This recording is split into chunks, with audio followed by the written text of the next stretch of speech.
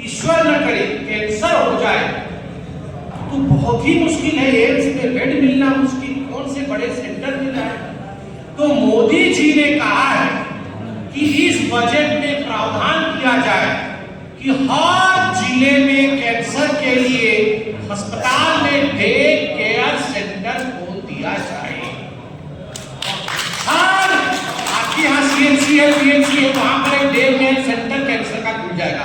Day care centre मतलब chemotherapy लगाना है तो केमोथेरेपी के लिए दौड़ के पटना नहीं जाना है, रेडिएशन लेना है तो दौड़ करके पटना, यही हो जाए। कोई बहुत बड़ा ट्रीटमेंट है, पटना गए, एम्स गए, आप ट्रीटमेंट करा के आए। मगर हाँ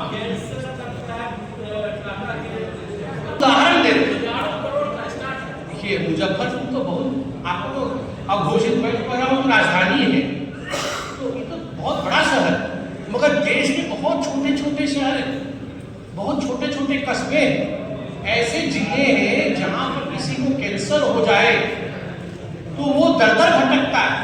वैसे में day care centre Modi ji ने हर जिले में खोलने का जो ये प्रावधान किया है, ये बहुत बड़ा ऐतिहासिक कदम है।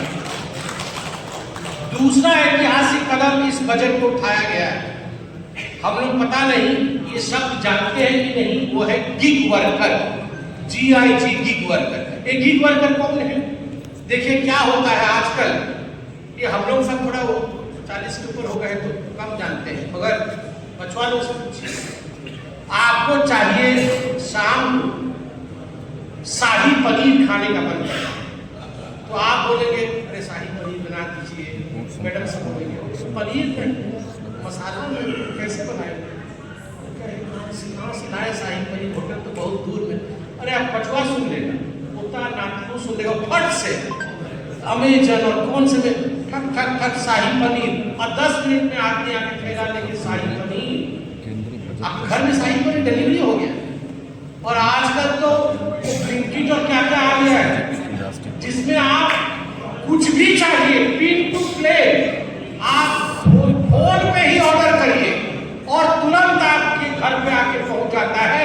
लोग मक्का से लेकर जग्गा से लेकर सब कुछ आजकल फोन पे ही मंगा रहे हैं, तो कोई लेके ना आता है।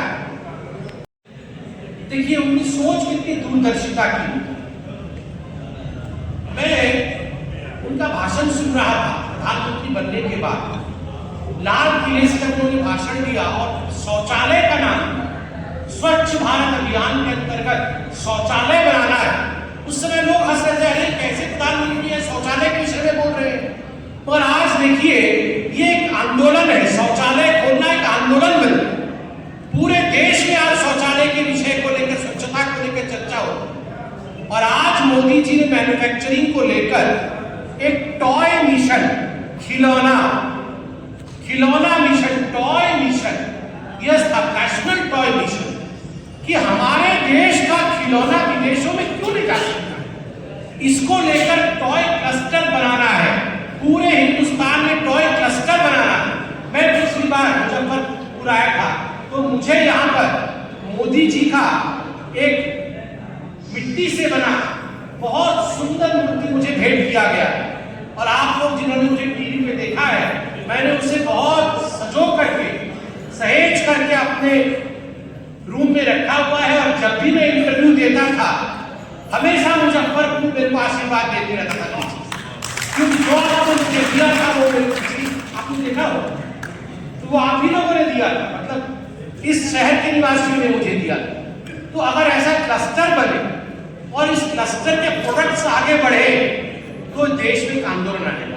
फुटवेयर, जूते चप्पल की इंडस्ट्री को आगे बढ़ा करके 22 लाख लोगों को नया रोजगार देना और 4 करोड़ से अधिक निर्यात आगे बढ़ाना, इस विषय को 4 लाख करोड़ का निर्यात फुटवेयर का करना, यह नरेंद्र मोदी जी का सपना रहा है। ठीक उसी प्रकार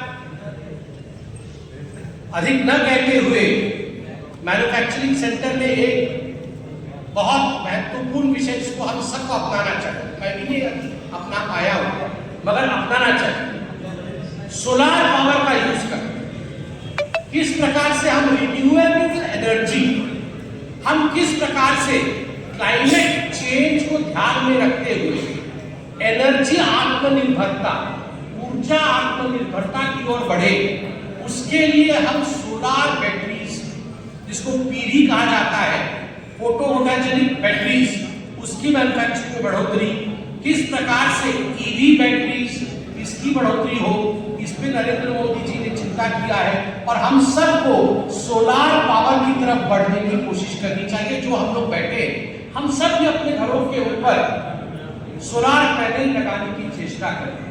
केवल भाषणों में नहीं, हम जी कर भी दिखाएं कि हम भी मोदी जी जो कह रहे हैं उसको कर सकते हैं। और इस बार एक बहुत बड़ा घोषणा हुआ है, चर्चा कम हुई, घोषणा बड़ा है और इस पर बहुत चर्चा भविष्य में होने वाला है।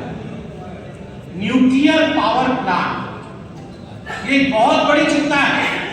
किस प्रकार से स्मॉल मॉड्यूलर रिएक्टर्स, ये आणविक रिएक्टर, न्यूक्लियर रिएक्टर बनाए हिंदुस्तान।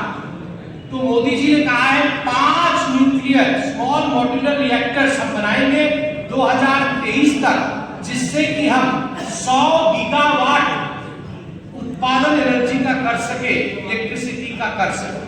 और इसके लिए हमें कानून में भी liability bill, civil liability bill में भी, atomic energy civil liability bill में भी परिवर्तन लाना पड़ेगा।